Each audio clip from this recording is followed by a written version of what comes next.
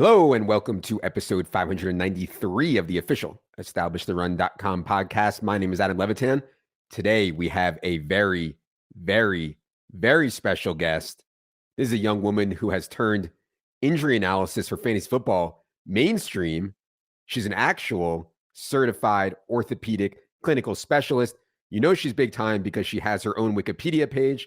It is Stephania Bell of ESPN's Fantasy Focus and Fantasy Football Now. Stephania, how's it going? Thanks for doing the show. Thank you for having me. I've been a fan of the Establish the Run podcast since inception, so I feel very honored that you're inviting me on. And I might be even, more excited to be here because you introduced me as a young woman, which is not true, but I will take it. well, we appreciate you listening for sure. And today I'm excited because we're going to talk a little bit about Stephania's career.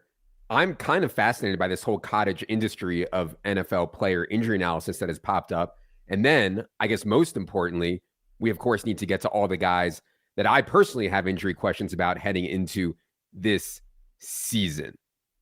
All right. Very important. Very important. Number one.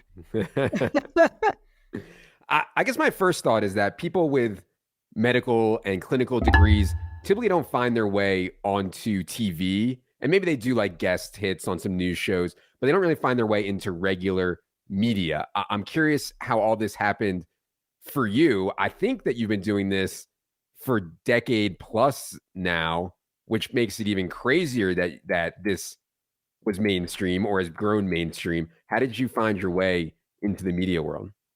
It's really, it was a very circuitous path. Let's put it that way. It wasn't a direct line. It wasn't a goal. It was something that came about just out of this combination of my passions. I'm a physical therapist, but you referenced board certified orthopedic clinical specialist, emeritus now. That's another sign of age, right?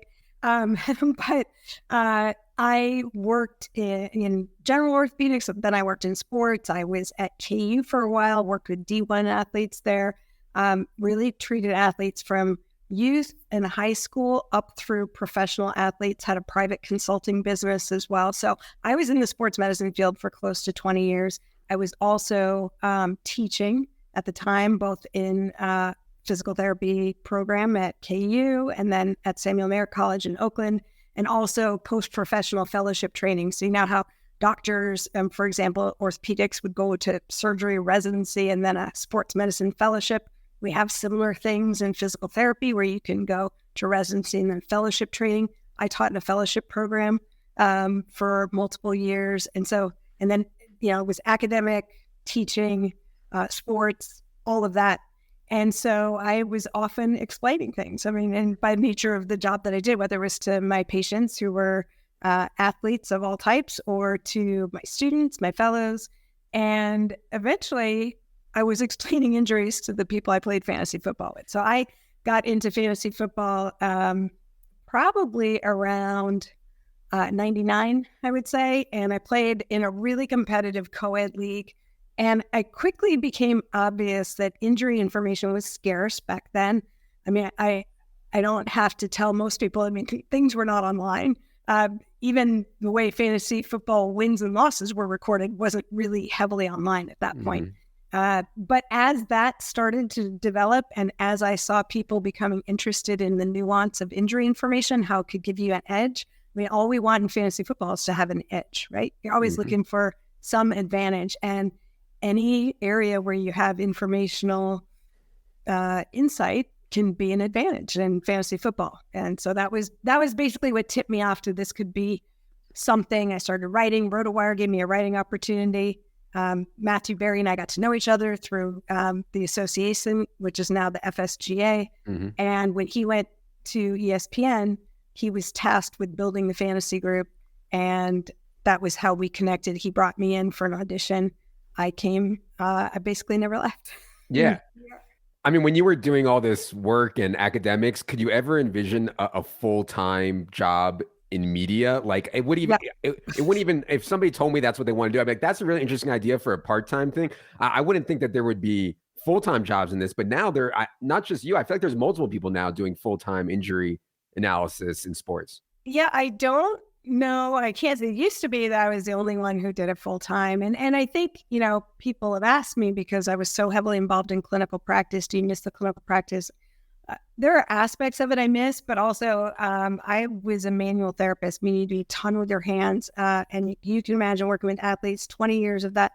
I have my own arthritic, changes in my hands. I can't do what I used to do, but I stay very involved. I still teach. I still present at conferences. I'm still licensed, all of those things. So in fact, I'm probably more engaged even in the orthopedic surgery world than I even used to be. So as far as like keeping up with the things that are current in how athletes are being treated and managed, I have no qualms that I'm right there and probably more involved than I would be if I was in the clinic to some degree. But the media thing just, I started on a 6-month contract with the ESPN. It was kind of like, let's see where it goes. And I'm very fortunate to still be here.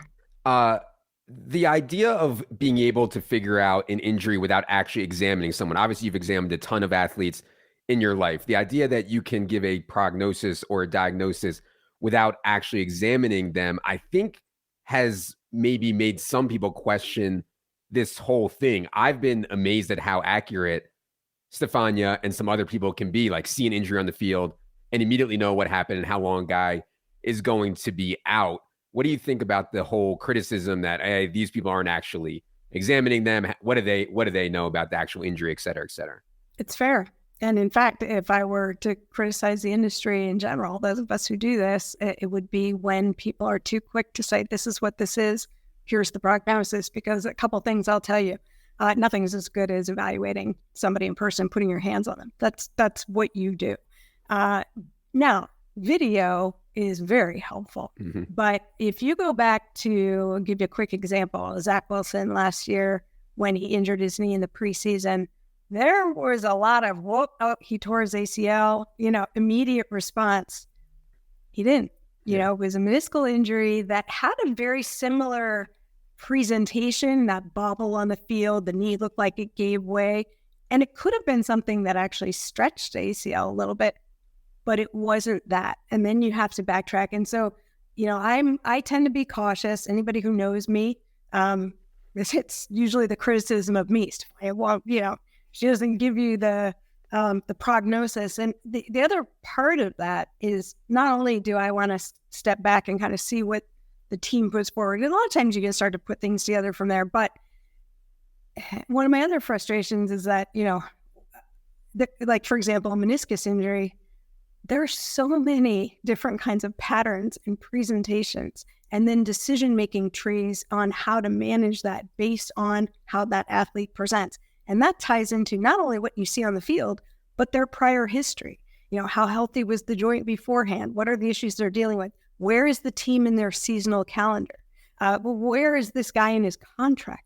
All of these things make a big difference in how it's managed. So I get frustrated when I hear, and it's not injury, it's just everybody, because it's become so commonplace, like, oh, he tore his meniscus, that's a 2 to 4 weeker. Yeah.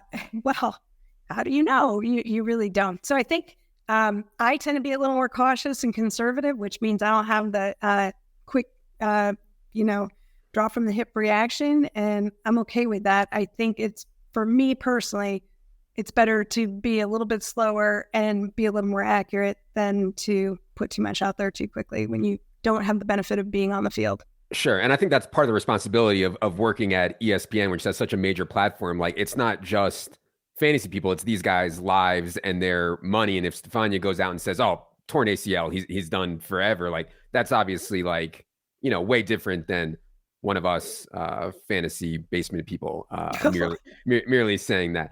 I think for me, and I totally agree with you on not rushing stuff out. For me personally, as someone who mostly plays DFS, the biggest benefit to me on the injury stuff, like, I know before lock usually if a guy is going to play or not, if he's going to be active or inactive, right? The edge for me is in knowing if a guy is playing through injury, will he be limited? I understand that is a very, very difficult thing to say, but sometimes I get into a spot where, hey, guy's been on the injury report all week. He had a little knee thing. He's going to play through it. He's a little bit underpriced. I want to play him, but I don't no idea if he's actually 100% or not. I end out just making guesses here, how accurate do you think you and the injury industry can be on guys playing through injuries? It's really tough, highly variable. I think it really comes down to what you know. And some teams will share what the guy was doing, on Saturday in the walkthrough or the workout. If you just kind of reading tea leaves around everything that leads up to the moment where they're playing. What are they doing on the field? How concerned are they? And then, I'm fortunate enough to work with some insiders who are able to sometimes get information that then I couple with what I know. And that's why, our Sunday show, I think, is pretty good because we're getting all that in real time and putting it out as close to kickoff as we can, which I think is when you have the best information.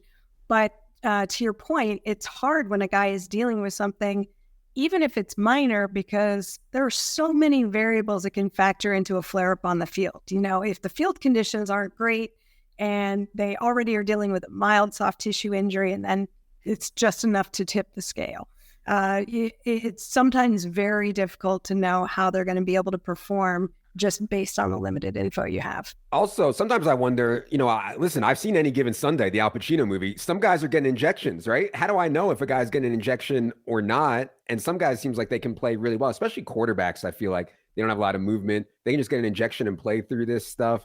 I don't know. It's all hard, which is one of the reasons I found the quarterback show fascinating. I know a lot of people didn't like it, but I've actually found the quarterback show on Netflix kind of fascinating. I love watching that stuff because you love seeing. I do think, again, it's probably because of my background, but I tend to be an apologist for a lot of these athletes because I know what they will do to try and play. And it's not always as simple as, they can just push through it and just be tough. Sometimes they can, but it's also how well can you function in that? And think about it. If you're measured by your stats and you go out and you're trying to play through injury, especially these multiple week injuries, a chronic nagging ankle sprain, might not be a serious injury, might be, think about Jonathan Taylor, who has an interesting situation now, but that ankle injury last year and try to come back. You're trying to press through something that if you just had the time to really allow it to get better, you'd be able to perform great.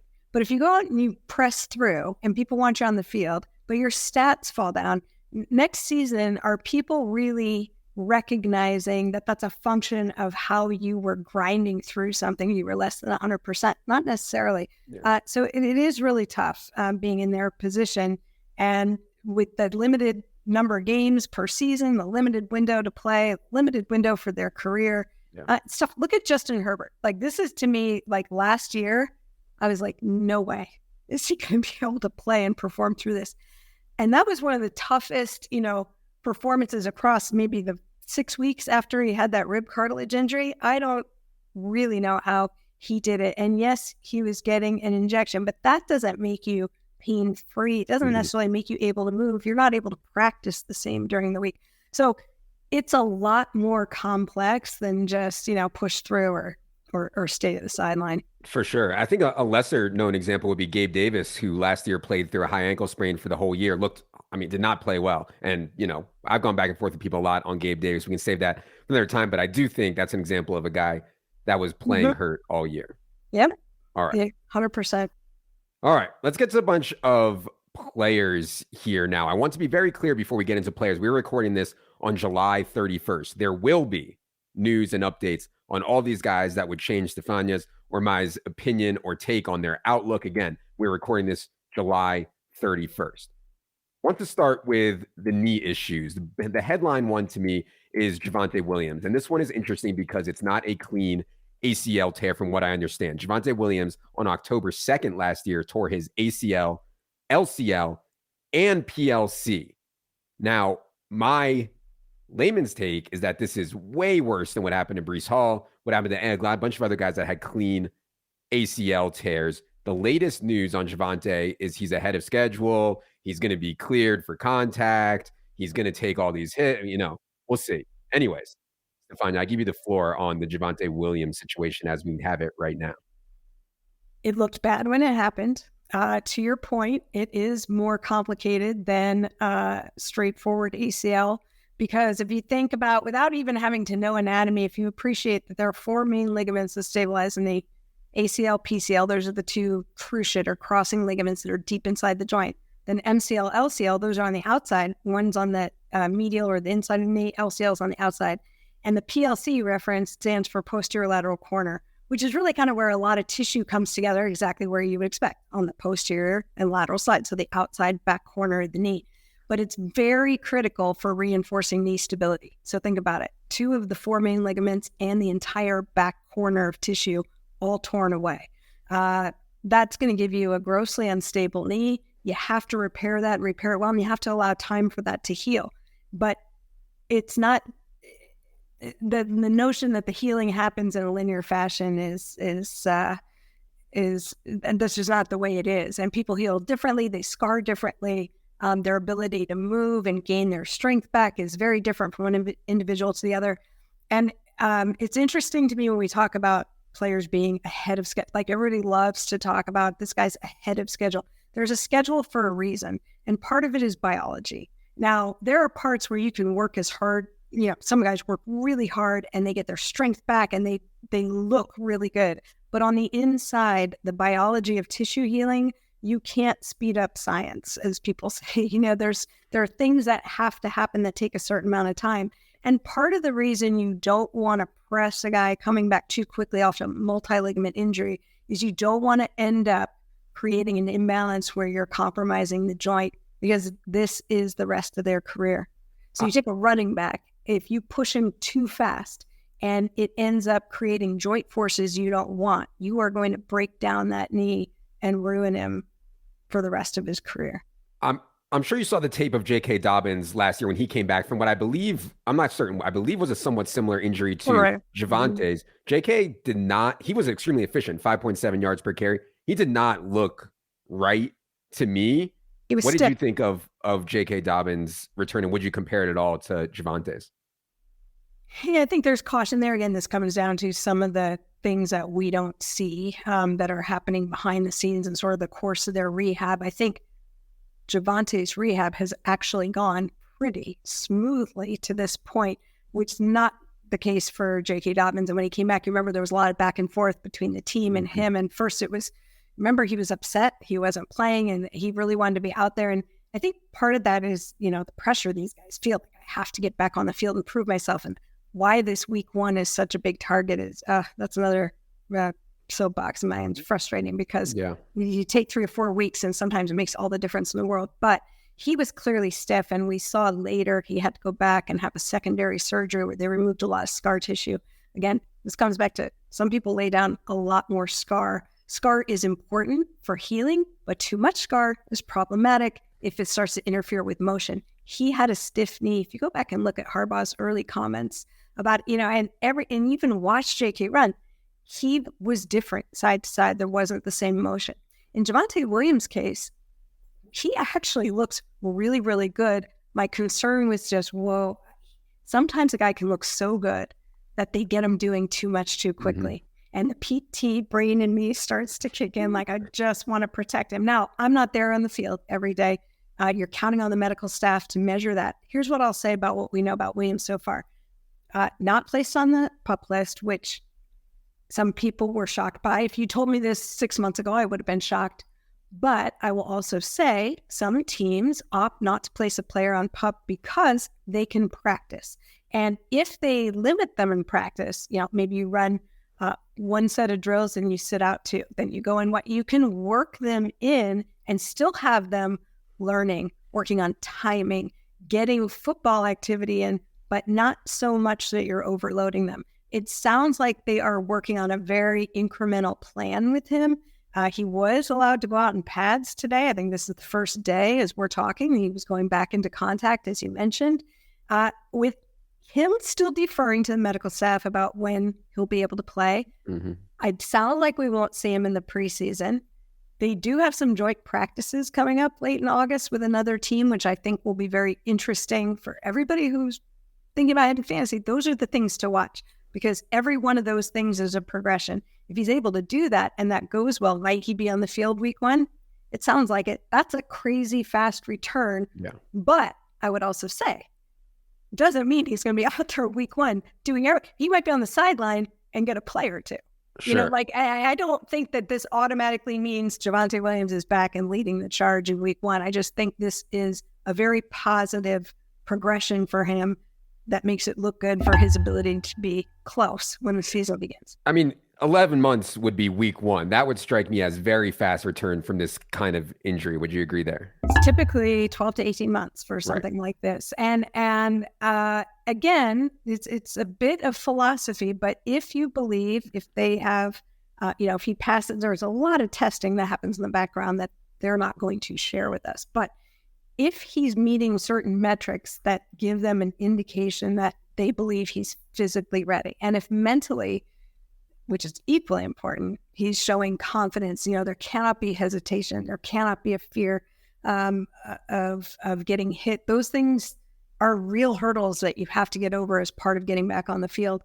And if they feel like he's ready to go, then sometimes the best way to get to that spot is to start introducing that activity because, and I sound like a broken record when I say, people have heard me say this before, but return to play is not return to performance. And you have to get actual playing time as your final phase of rehab. That really is your final phase of rehab.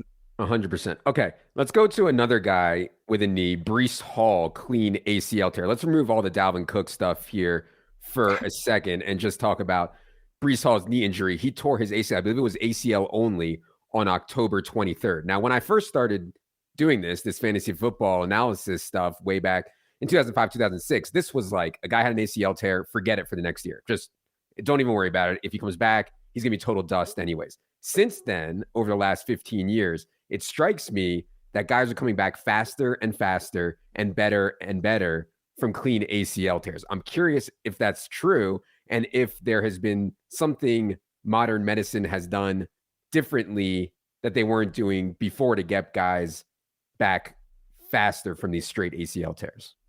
Yeah, I don't necessarily think it's happening faster, not by much anyway. We're still, the sweet spot is kind of 9 months to a year, and that's where it's hovered for a while. We've had some outliers. Anybody who lived through the Adrian Peterson moment, that still is always brought up as, well, hey, this guy came back that fast. And I'm like, yeah, one guy in 12 years that's come back that quickly.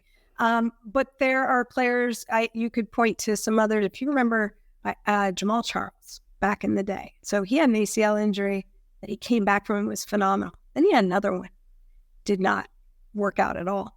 And so, you can have what appears to be an otherwise straightforward ACL, and it can take a really long time. I think what we're doing, but nothing magical has happened really. There's always subtle improvements, technique and training. We understand early motion is important. They talk about graft types, what kind of graft are you using for ACL? There's more consistency, and there's certainly been more volume of patients who have ACL injury. So there's a lot that people have been able to learn from.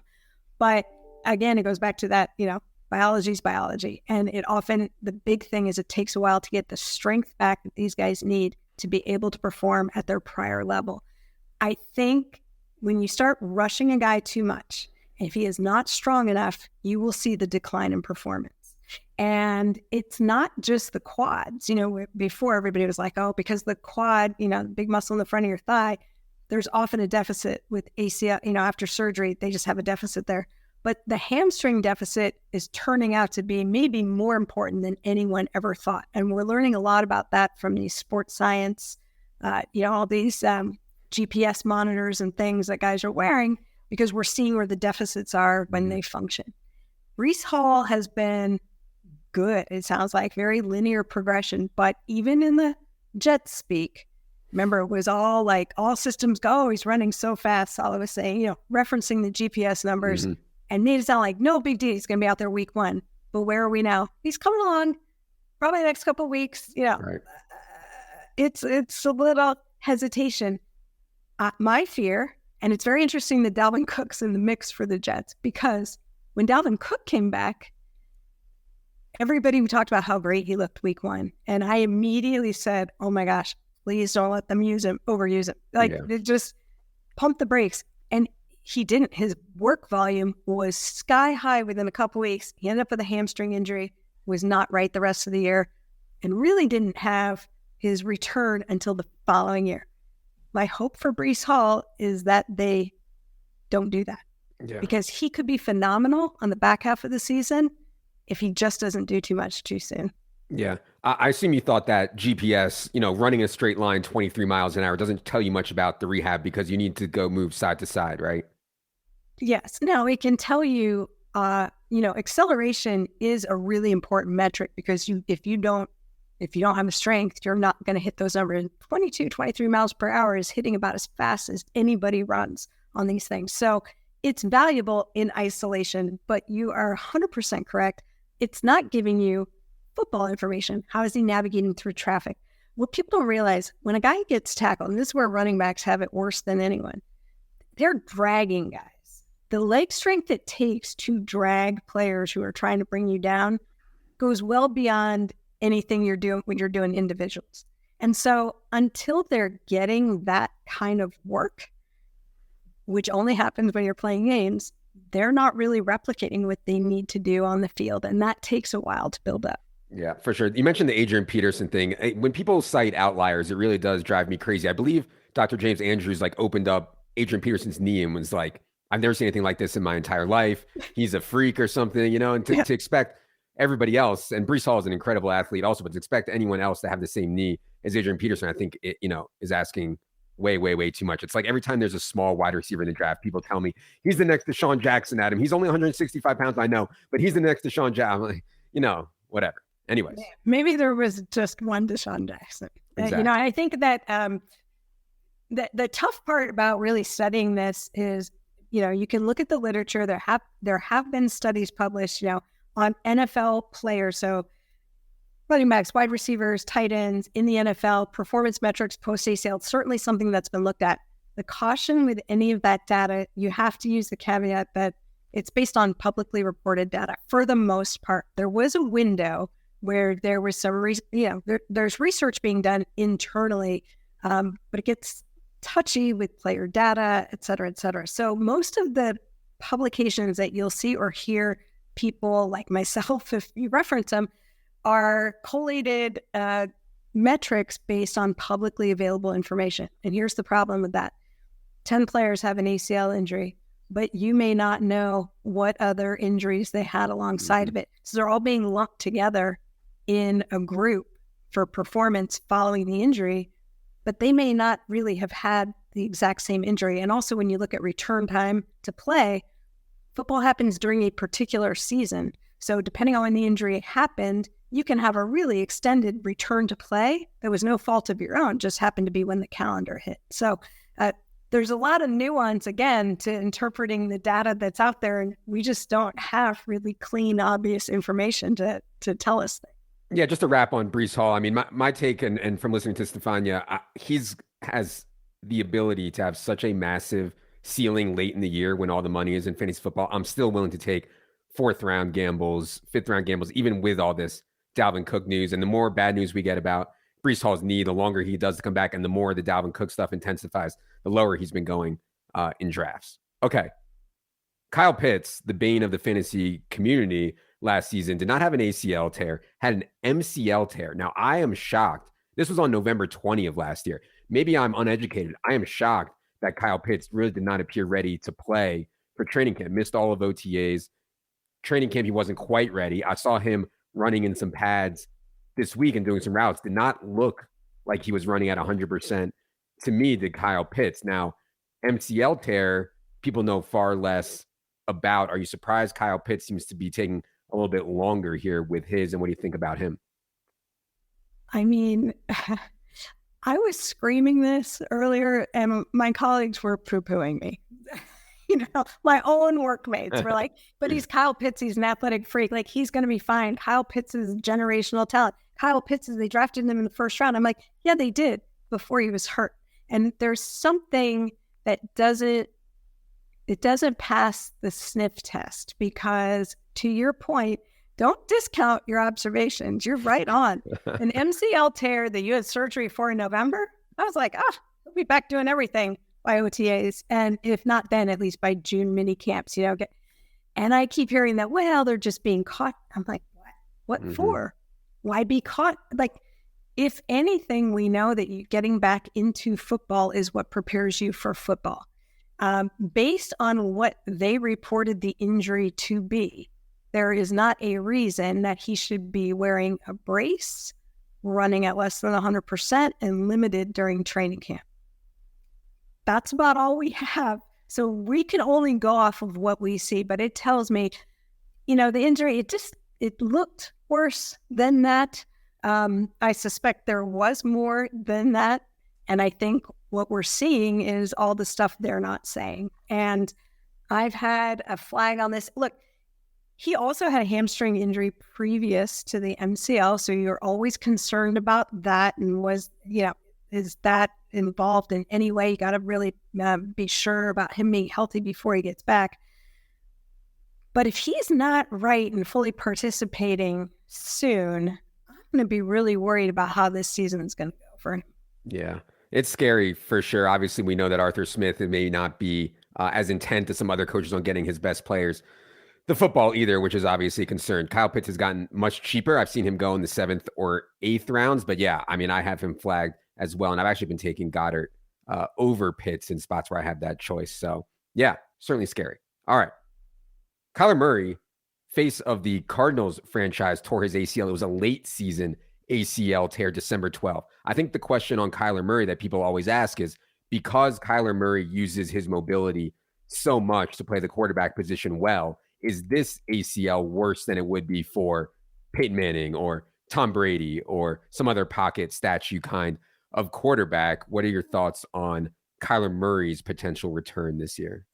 In the sense of having to restore more functionality, different types of skills before he gets back on the field, yes, it's a little more involved for a Kyler Murray, because he really needs some of those running back skill set metrics. He needs to be able to dodge and dart, dash. For him to be the player that he was before injury, that means he has to scramble and make plays on the run. That's what he needs to do. And he also needs to be willing to run and take contact. Now, you could argue that guys who stand in the pocket are at risk of some really bad contact, especially if they don't have great protection.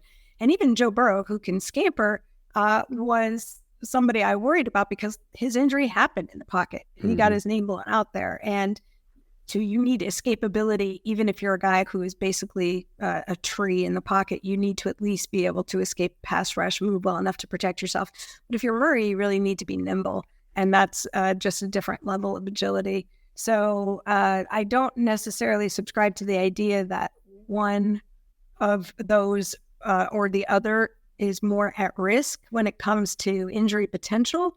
But in terms of what you have to get back before you can play like yourself, yeah, it's more complicated for him. And I'm not surprised, that he's not ready to go. I mean, it's nice to say that. I never fault anyone for putting out there, like, my goal is to be ready at the start of the season, because dangle that carrot in front of an athlete and it helps motivate them, as long as, you're being realistic about the steps it takes to get there. But there's no reason whatsoever to rush him beyond what's appropriate. See, I actually think the coaches do the athletes a disservice when they put a date on them. If I was a coach, I would try to underpromise, overdeliver as much as possible. Be like, I don't think Kyler's gonna be back this year. It's just such a devastating injury. And then when Kyler comes back, your guy looks like he's a hero. He worked so hard. He got back 3 months before coach said he would. Just go with the underpromise, overdeliver. I hate when they put the actual dates on kids, because or they get so excited that they look good. And that's why I was, going back to Javonte, when we were talking about him, the early rumblings were like, oh, he looks so good, like he'll be out there. And then they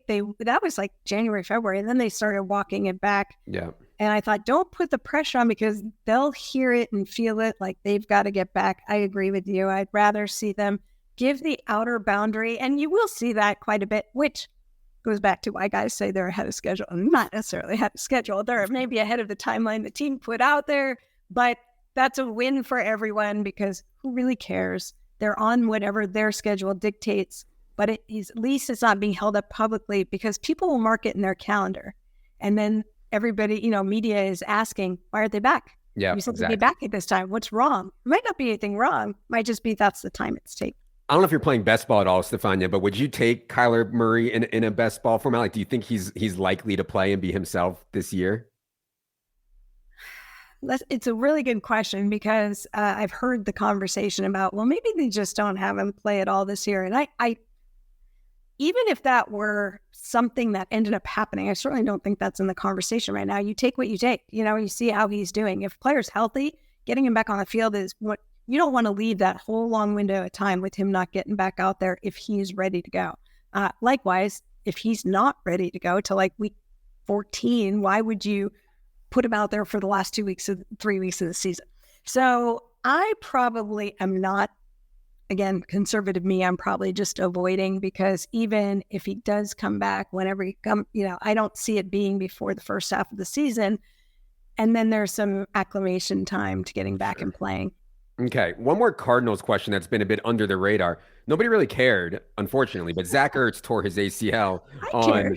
I did too, because I was really interested in Trey McBride. But anyways, sorry for Zach Ertz, tore his ACL on November 13th of last year. Zach Ertz will also turn 33 in November. I'm curious if you think age matters in ACL recoveries here, because I do think, and listen, the Cardinals should be rehabbing. They should be borderline tanking. They used a round 2 pick on Trey McBride. If I were running the Cardinals and I had 33-year-old Zach Ertz coming off an ACL, I would not be playing him. I'd be trying to trade him. I want to see Trey McBride get out there more. Maybe this is all wish casting for me, though. Is someone who's older like Zach Ertz, 33 in November, at risk of a longer rehab off his ACL? It's part of it. Certainly when you're younger and you have less trauma, it's not, you only get one body. It's not like it's forgetting the injuries that you've had. So yeah, I think it is easier for a 23-year-old than a 33-year-old, but you also look at the position that he plays. He's not a perimeter wide receiver who's got to sprint at top speed to be effective in doing what he does. Like, he can be very effective in the middle of the field, and coming back for that is maybe not quite as difficult. So I think it's relative to position. It's relative to what the demands are. He's also, what you can look at it sometimes is you get a guy like that who's very mature and smart about rehab. He came to Arizona after having an ankle injury that wasn't addressed in Philly. And if you remember, people were like, oh, Zach Ertz is done. He's people didn't think he looked like he could play anymore. He got his ankle fixed. He goes to Arizona, got a new lease on his tight end life. And so I think there's an understanding there of what he needs to do to get back. It's important to him. I think when he comes back, he can be effective. I think that, he's another one who set a goal of week 1, by the way. And I don't think that's happening. But it would be nice if he was there as sort of a balancing act for Trey McBride. I agree with you. I think we're going to get some Trey McBride run, and that's going to be really helpful. But it could also be helpful to have Zach Ertz available to them, even if it's in a supporting role. And that's where it remains to be seen. Okay. Small one I want to get your take on is Wandale Robinson towards ACL on November 20th. Haven't had many updates on Wandale, positive or negative. I just know they keep adding slot receiver to the roster like every week, including Paris Campbell, who it sounds like is playing well in the slot and is likely the favorite to win that role. I did think Wandale showed some flashes as a rookie before his ACL tear. These late season ones, though, to wide receivers scare me a little bit. Any hope for you this season on Wandale Robinson? I think it's possible that we see him return, but it's probably equally possible that we don't. I think this is another one where it's really hard to predict right now because of the fact that it was so late. The Giants certainly, they dealt with a rash of injuries, soft tissue injuries in their receivers over the last few years. And they really actually improved last year in terms of the hamstring strain problem they were seeing. I know that their medical staff did some specific things to really try and confront the hamstring issue they were seeing, made some changes, did pretty well. Also removed a guy in Kadarius Toney that was probably responsible for a lot of it. But it's a group I know that will not be over aggressive in bringing Wandale back too quickly. So I think that's why you just haven't heard much. I don't think he's that close, or you would have heard more. Okay. I want to mention some guys who have had feet issues. The first one is Rashod Bateman. Similar to what I said about the ACL, it used to be that if a guy got a Liz Frank injury and surgery, you were worried about his career. Now guys seem to be coming back from Liz Franks faster and faster. We saw Travis Etienne come back, and I thought Travis Etienne actually looked pretty good last year in his first year off of a Liz Frank. Is there something new going on with Liz Frank? And what do you think about Rashod Bateman this year? So here's what's new. What's new is that we are better in the medical world at recognizing them and recognizing that there are varying degrees of Liz Frank injuries. They are another one where drives me nuts, but people will say Liz Frank injury like they're all the same. There are the blow up your foot Liz Frank injuries where it's fracture, dislocation. I mean, nasty injuries. Those are usually the crush type injuries. I think Matt Schaub back in the day had one of those, and it's a lot of hardware. It's a big surgery. It's a complicated recovery, so it takes months and months. You often have to then go and get the hardware out. And we're talking about a lot of hardware in one of those bigger injuries. You can also have these low-grade Liz Franks where it doesn't look like much on imaging, but there's some instability in the foot. It can be subtle. That's also what makes these hard to diagnose. And it's tough for the athlete because if you hear foot sprain or midfoot sprain during the fantasy season, you should be very concerned because that means there's a possibility of a Liz Frank injury. But it can be so subtle that when you look at a plain film, an x-ray, there's nothing that really shows up. There's no fracture. But if they stress the foot, sometimes you can see a displacement. So you know there's movement. That means there's a ligament damage. So when you see that, that means the guy has no support through the middle of his foot. And that's why they'll feel like they can't run or it hurts. They go in and put a screw in. Sometimes it's just a very simple, light hardware. That's a quicker recovery. So I go through that explanation to show like, that's why some guys it's months and months. Some guys it may not be that long. And even with those simple ones, because the foot doesn't have a lot of fat around it, hardware can be a pain. And so you see these guys sometimes go back and get a screw out after everything's healed. And then they need a little time to recover from that. So in Bateman's case, that's potentially what the deal is with him here. I'm not overly concerned right now, but his collective history does make you a little concerned. He's certainly missed a fair amount of time for a young guy. Yeah, for sure. Okay. A couple more abstract ones I wanted to ask about. Cam Akers' Achilles thing. I was floored. Like, I could not believe Cam Akers returned from an Achilles tear in 6 months. And it turned out that maybe he shouldn't have because he was so bad and looked so bad. At one point, I thought he was going to fall out of the league. Fast forward to the end of last year, and Cam Akers was getting huge workloads and looking really good. That has created a narrative, Stephania, that you need 18 to 24 months to get right from an Achilles tear. And because Cam Akers started to play well right around that 18 to 20 month mark, he is now fine and good to go. What is your overall take on the Achilles stuff and on Cam Akers' situation? I think we are at a point where we're really learning about this because it used to be that an Achilles injury meant you're done in the league. Like you're just not going to come back from that. You guys aren't going to play again. I mean, they couldn't get their explosiveness back. And one of the reasons is if you think about it, your Achilles is like, you have spring from your Achilles. It's power, it's explosiveness. If you rush back from an Achilles, if you overstretch the repair, you lose all your power and explosiveness. So you cannot, this goes back to the biology thing. If you push it too soon and you overstretch it, it's like overstretching a rubber band. You know, when it loses all its elasticity and like it doesn't, you can't shoot the rubber band. You can't go back and create that tension if you've lost it. So the lessons learned are like you want that thing to scar down before you start getting aggressive.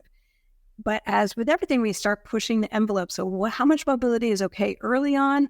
And then how long does it take to really scar down before you can start pushing it? And what we're finding is that around 6 months, you can actually be getting guys back to activity. And it depends on the sport. It depends on the position.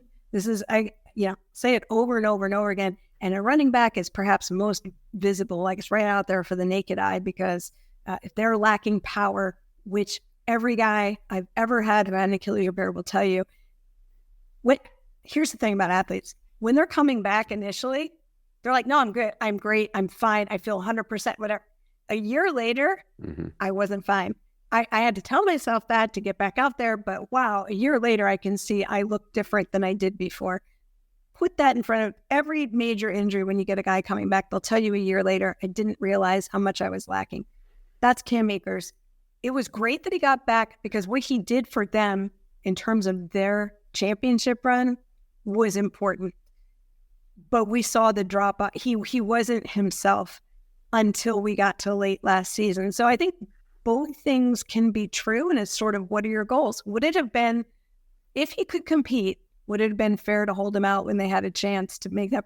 They're probably saying, no, we want him part of the team. And even if he does a couple things for us, that's better than nothing. So I think we're still learning what's the sweet spot there. But we have seen, if you look at like James Robinson, who came back and looked really strong initially, but then faded. I don't know that we fully know what's the best window and approach for these guys. Would you consider Cam Akers 100% healthy or close to it for this year, considering he's now, 2 or 3 years removed? Yeah, it was when he tore it in 2021 in the summer, came back in the playoffs 2022, then had that weird year last year, weird start, but then finished strong. And I would say by the way he finished and everything sounds like, kumbaya over at Rams. I think there's good reason to be optimistic about him this year. Yeah. Okay. Speaking of Rams, you can't poke many holes in Cooper Kupp's profile, but I did want to ask about accumulation of injuries. And so, there's a lot of people, and I think sharp people are aware of certain injuries can accumulate. Now, the Christian McCaffrey controversy that I got embroiled into last year, many of us got embroiled into last year, I did not think that the previous injuries Christian McCaffrey had would have any effect whatsoever on his 2022 outlook. For Cooper Kupp, though, torn ACL in 2018, severe high ankle sprain last season that needed surgery. Do you have concern about accumulation of injuries on Cooper Kupp, or just in general accumulation of these kind of injuries? This is where it comes back to really knowing the individual too, because you can't ignore that he's had 2 major injuries, but you also look at the amount he touches the ball. And I don't have the metrics, but exposure rate, first of all, the number of snaps you're on the field, that counts as an exposure. But then when you have the ball in your hand, that risk level goes up. And how often did Cooper Kupp have the ball in his hand? Every chance Matthew Stafford could get it to him, right? He was basically his outlet there on that team. So for the amount of risk baked into that profile of his, he's really been remarkably healthy. Mm-hmm. And if you look at how physical the takedowns are, you got 3-4 guys on him and he gets right back up. So it wasn't that much of a surprise. They ended up with a high ankle injury. Could have been anything. The other aspect to it is that the way we're treating these now, and in his case, he had the tightrope procedure. That means no hardware, really. They're putting, this is basically a little plate with the tightrope. It's a synthetic, basically a synthetic thread that stabilizes the ankle joint and takes out this double screw that you would normally have had to put through before to get the ankle better. That came with consequences that could have presented problems down the line for the ankle that so far we're just not seeing with these tightrope procedures. So as far as his ankle goes, the prospect of his ankle health looks pretty good based on the procedure that he had. So I'm not worried about that. And secondly, Cooper Kupp is one of the few players who has come back from an ACL injury and put up almost duplicate numbers in the following season. And better. He was better after the ACL, yeah. Because of the way he approaches rehab. And I've used him as an example. In fact, I was at a sports medicine meeting this summer and it was orthopedic surgeons, and they were asking me what I saw in athletes that was making the difference in some of the ones that came back.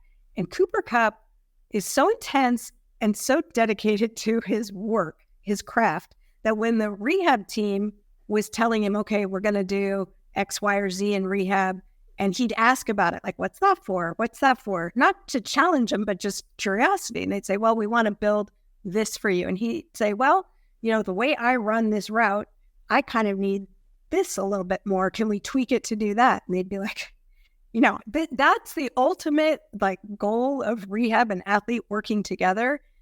You just don't see that very often. And that is part of why he came back the way he did. So I feel differently about Cooper Kupp than just about everybody else out there, because I know who he is as a guy and how he approaches that work ethic and that rehab. And I was not worried about him coming in. He's already started off full go in camp. So I can't say that I have a lot of concerns for him as far as injury risk. Yeah, I'd love to hear it. We have him fifth overall in our rankings, and I feel pretty good about that. Also, I would note, we're not going to talk about him here, but Tony Pollard also had the tightrope procedure this And offseason. He looking good, by the way, from looks fine everything as I've well. heard. Yeah, Yeah. for sure. All right, a few quarterbacks before we get out of here. Brock Purdy. There was so much skepticism around Brock Purdy, and then all of a sudden it just turned on a dime, and now it would be a shock if Brock Purdy is not ready for week one with his elbow issue. Do you have any concerns about long-term for this season on Brock Purdy's elbow? No, I just love this. I love it so much. And not just because I'm a 49ers fan, but because I think, again, this is a case of the unknown and people sort of writing it off. But this UCL repair, when used appropriately, is not a full reconstruction like Tommy John. And there we're not going to get into the minutia, but there are requirements to be able to do that kind of repair. Tissue has to be a certain way. Tear has to happen a certain way. All of these things in order for you to be eligible for this repair, which basically means instead of harvesting a tendon from your forearm, recreating a graft that's going to replace the ligament you tore, you're taking the torn ligament, anchoring it back down and reinforcing it with the same kind of reinforcement that you use on the tightrope in the ankle. You're using it in the elbow. And whenever you can protect native tissue, that's better. Whenever you have less complicated of a procedure, that's better. You heal faster. And people, I think, were using a timeline for pitchers, even pitchers who have benefited from the repair coming back more quickly. Mm-hmm. But a quarterback doesn't have the same constraints because their throwing motion is different.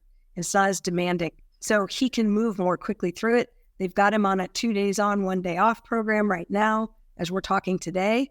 I think within a couple of weeks, he'll be throwing daily. And I don't really expect any setback. Could he have like days where he's sore and they scale him back? Sure, that's normal.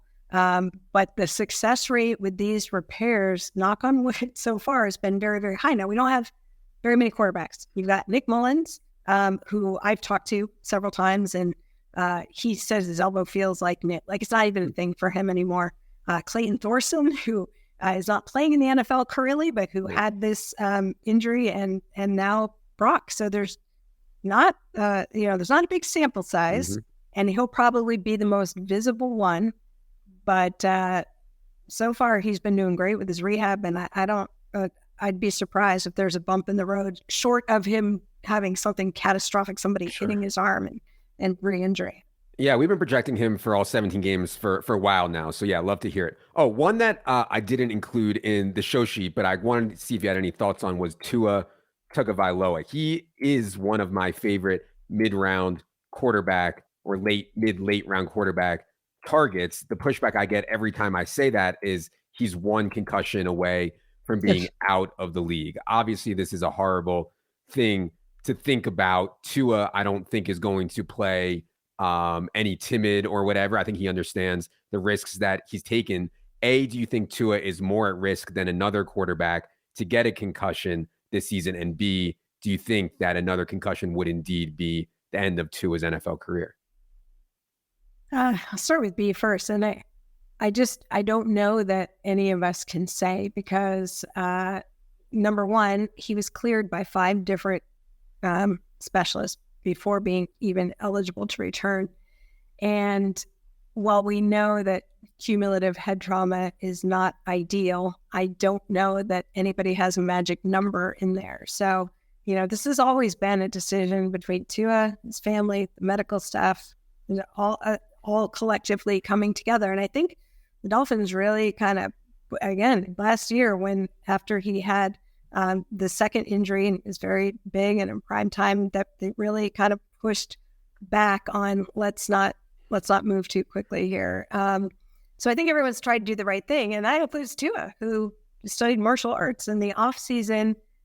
We talk about this in my world of sports medicine. We are training athletes, like teaching them how to fall. That's really a thing.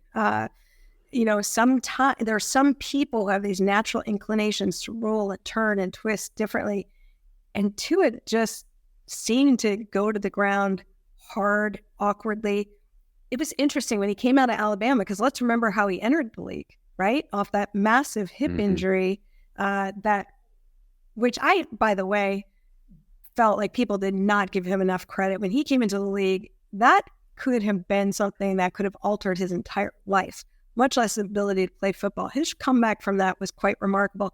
But because of the incision they had to make for his hip, it takes a long time to get your strength back through your glute, through your leg.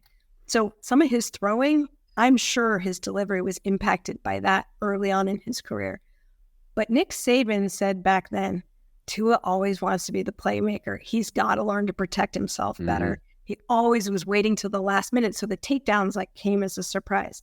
I think that kind of having your head on a swivel, being a little more alert to that, maybe not waiting till the last second, that's going to be interesting if he incorporates that into his game, because I think it will help him have a longer life on the field, if you will, a longer career arc.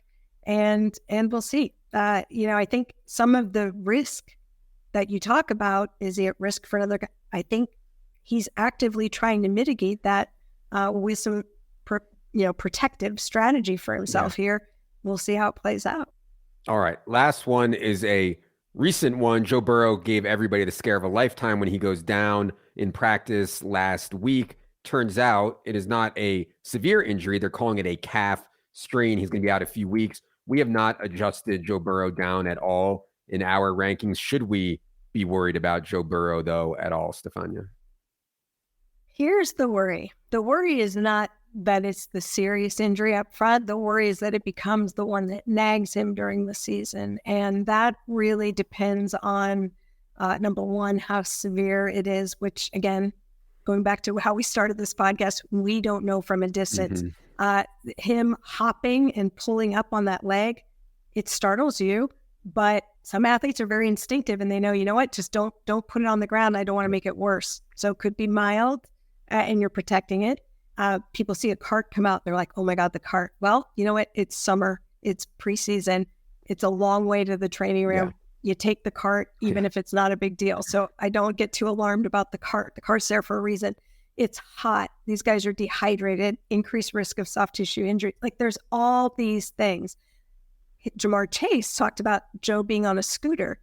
Well, immediately that starts to make me a little bit like, oh, why is he on a scooter? He's not in weight bearing. But again, sometimes you're doing that just to make sure the guy cannot aggravate this and make it something worse. So we don't know where we're starting in terms of how bad the injury is. When Zach Taylor says it's going to be several weeks, is that several weeks because they really think it'll take that long to heal? Or is it several weeks because it's a week to 10 days? Well, we're not bringing him back because we have that luxury right now. So it's a little hard to gauge because these are the unknowns. That being said, if I'm Cincinnati, I'm doing everything in my power. And there's no magic way, by the way, to know, oh, he's 100% and we're not going to be at any risk of aggravating this. But there are multiple things they can do to test it out best they can. But what we don't want is Joe Burrow week 1, week 2, week 3, he looks phenomenal. Week 4, boom, pulls his calf. And now Dak Prescott pulled his, I think it was when he was coming back from the ankle. And I think he missed 21 days. Now they had a bye week. So he only ended up missing one game if you look at games. But it was 21 days from time of injury. And that was no big deal. He thought he could keep playing on it, calf strain. So there's definitely a little concern. Okay. I'm also a well-seasoned professional athlete, and I pulled my calf playing tennis. And I was only out, 2 to 3 weeks. So that's my. By the way, do you know that they call it was probably your medial gastroc, like the inside part of your calf? Yeah. And they call it tennis leg. Like that is a thing. So and they also call it. I shouldn't tell you this, but you call it middle-aged man syndrome because we often see this in racket sport guys, like, 30s, 40s, you pop the gastroc, it hurts, right? Yes. Well, Brandon Adams tried to hit me with a drop shot from the baseline, and my 40-year-old butt tried to get up to the net, and just pulled it. But that's okay. That's okay. Me and Joe Burrow, one and the same. Okay. We've said it all here. Thanks so much to Stephania for all the time. Stephania, tell the people where they can find you, assuming you actually want to be found by these people. Well, it's that time of year I come back out of my shell. I'm at Stephania_ESPN on whatever we're calling that platform now.